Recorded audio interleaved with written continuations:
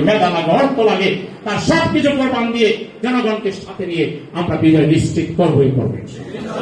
সেই চেতনাই আজকে আমাদেরকে আমাদের কাজকে আর দুর্ভাগ্য দিতে বাড়াতে হবে।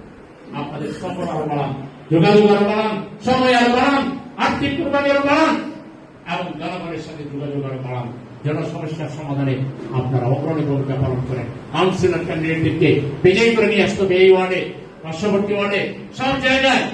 এখানে জনগণের নেতা আমাদের পক্ষ থেকে যদি আমরা দিতে পারি, জনগণ দেখবে এরা কতটা সৎ, এরা কতটা আন্তরিক, এরা কতটা সিরিয়াস, এরা কতটা জনবান্ধব।